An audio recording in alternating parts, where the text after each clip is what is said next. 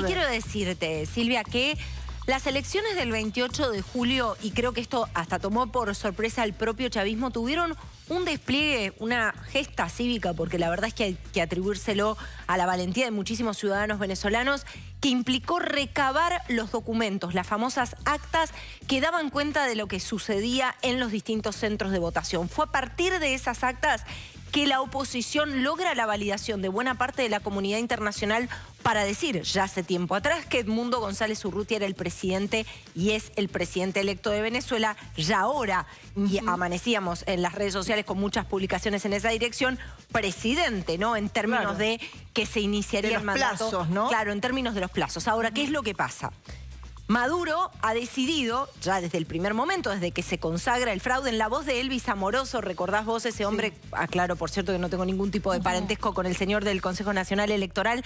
¿Te acordás cuando anunciaba los números? Bueno, ya sabíamos que se iba a terminar de consagrar el fraude. Hubo mucha especulación con respecto a las negociaciones que podía haber como telón de fondo para que finalmente se produjera la salida del régimen. Negociaciones que incluían, Silvia, un puente de plata, digamos, algún tipo de acuerdo, entre comillas, de impunidad, de resguardo en un país amigo, para que al menos cierta parte de la cúpula del régimen, incluido Maduro, pudieran garantizarse una salida y dieran lugar así a la restitución de la democracia en Venezuela. Bueno, eso no sucedió. El régimen, como régimen autocrático que es, ha decidido salir para adelante y terminar de consolidar, ya hoy sí, un golpe de Estado, Silvia, porque la verdad es que Maduro no puede exhibir nada que le dé legitimidad. A propósito de lo que decías de las cifras que daba el colegio electoral, en aquel momento, ¿te acordás que además había una especie de rumor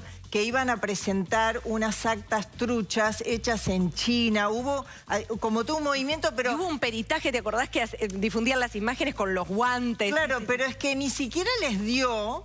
Para truchar. Para truchar, porque era la gente del sistema que habían implementado, habían dicho que exactamente no se podía adulterar el resultado, y nunca exhibieron la más mínima copia de nada, ni papel de nada, ni acta de ninguna, para avalar lo que hoy terminan haciendo, ¿no? Absolutamente. Eso explica por qué la imagen de Maduro hoy es una imagen de soledad. No solamente por la batería de sanciones que anuncia la Unión Europea, que anuncia el Reino Unido y por supuesto que anuncia los Estados Unidos con ese dato saliente de las recompensas. Por cierto, se introduce a las caras de la recompensa o a las caras frente a las cuales hay recompensa Vladimir Padrino López. Esto es muy importante, ¿no?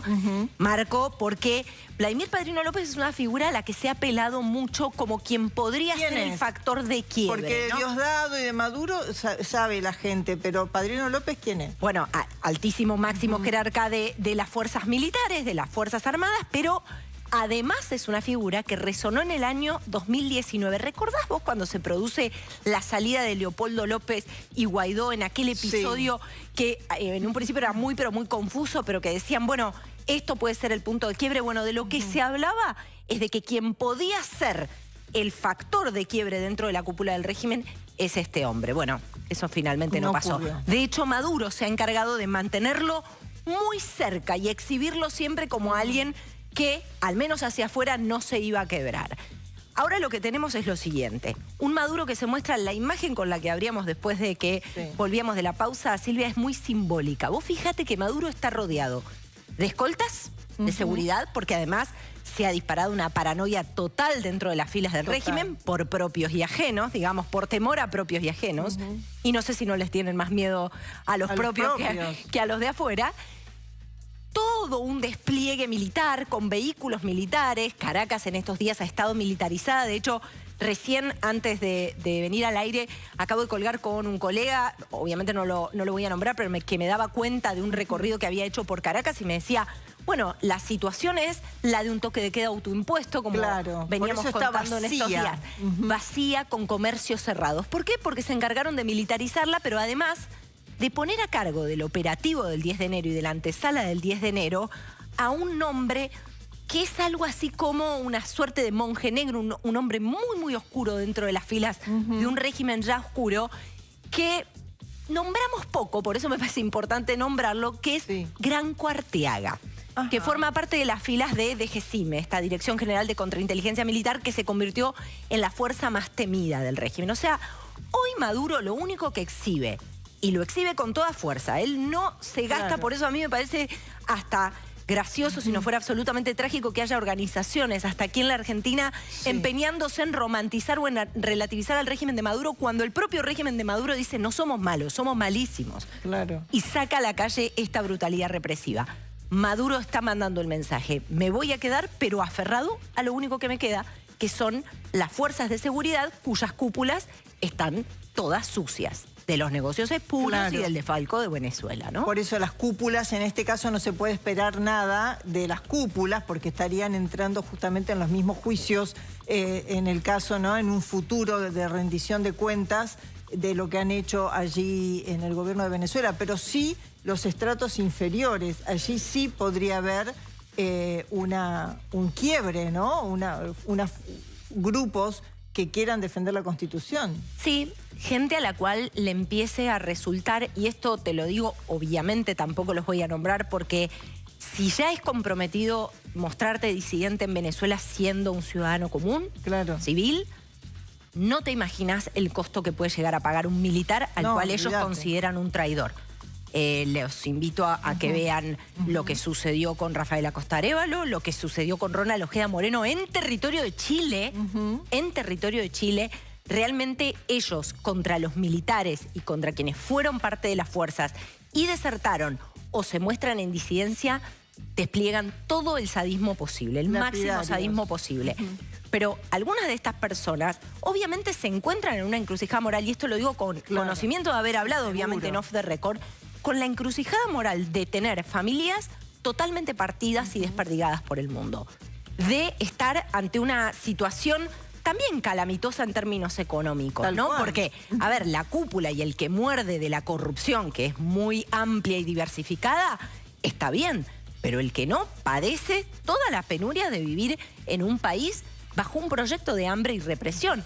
El hambre, la dependencia del Estado, ha sido una estrategia política, Silvia. Tal cual. Por eso, el cántico... Debilitar, ¿no?, la población, desmoralizarla, sacarle todo tipo de... Y reducirla a la supervivencia. Cuando vos reducís a la población a la supervivencia, no les permitís generar lazos comunitarios para pedir por sus libertades, por su dignidad, por los derechos fundamentales, por lo público, por el valor de lo público. Vos fíjate que el cántico más emblemático de las elecciones del 28 de julio era, Silvia, no quiero bono, no quiero clap, las cajas clap, las cajas de comida, yo lo que quiero es que se vaya Nicolás. Claro. Muy simple, pero esto además te expresa quiénes son los que protagonizaron el quiebre este año y la resistencia al régimen este año. Los sectores más vulnerables de Venezuela. Y que se espera que esto realmente, ¿no?, llegue tenga un desenlace a favor de toda esa gente y de la oposición que, como dijiste, tomaron cuenta, ¿no?, de experiencias pasadas, pudieron tener las actas en su poder, pueden demostrarle al mundo que ganaron, y la comunidad internacional está respondiendo en esa sintonía. Todavía falta, bueno, que se concrete. Estamos esperando justamente la palabra de Corina Machado. Por esta hora es la voz de la líder que está esperando todos los venezolanos dentro y fuera de Venezuela. Pero quería que repasemos, Caro, lo que dijo Maduro con respecto a Milei. Él habla de Milei de una persona de extrema derecha y ex chavistas, estuvimos hablando con ex ministros de Hugo Chávez, hablan de él como de extrema derecha, un dictador, ¿no?, que no respeta absolutamente nada, ni siquiera los fundamentos que llevaron supuestamente a Chávez al gobierno. Vamos a repasar lo que decía de Milei. A ver. Creyeron que viniéndose todos encima de Venezuela, el pueblo de Venezuela se iba a acobardar. No entendieron. Hoy no entienden. La extrema derecha encabezada por un nazi sionista, un sádico social llamado Javier Milei, junto al imperio norteamericano, cree que le puede imponer a Venezuela un presidente.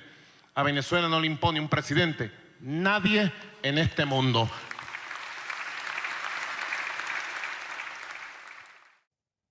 Viste que dice, creían que viniendo todos, o sea, reconoce que tiene a todos en contra. De alguna manera. Sí, reconoce que tiene a todos en contra. Yo quiero marcar algo con respecto a esto que decías de personas que formaron parte de las filas del chavismo y que aseguran que quien es un dictador o quien es un autoritario, un fascista, es Nicolás Maduro. Bueno, sin dudas Nicolás Maduro lo es. Pero yo quiero decir que el legado de Hugo Chávez Frías es Nicolás Maduro. Claro. ¿No? El corazón del proyecto chavista fue un proyecto autoritario. El avasallamiento de los derechos y las libertades en Venezuela comenzó con Hugo Chávez Frías, incluso con leyes diseñadas a la medida de ir avasallando las instituciones de Venezuela, de ir asfixiando los medios de comunicación. Claro. Recordamos aquel cierre emblemático de Radio Caracas Televisión. Entonces, digo, me parece que si hay quizás algún trasnochado que lo que quiera es recortar a la figura de Hugo Chávez Frías de todo este devenir trágico de Venezuela, la verdad es que a mí en lo personal eso me parece inadmisible, porque creo que el legado de Chávez es Maduro. No, totalmente, porque además fue su delfín y fue su sucesor. Al igual que Diosdado. Claro, igual que Diosdado, lo que pasa es que de alguna manera estos referentes, estas personas que estuvieron muy cerca de Chávez y que están fuera ahora del poder y todo lo demás, miran a la distancia, levantan el dedo contra Maduro como partiendo esa diferencia para decir de alguna forma, bueno, yo no fui parte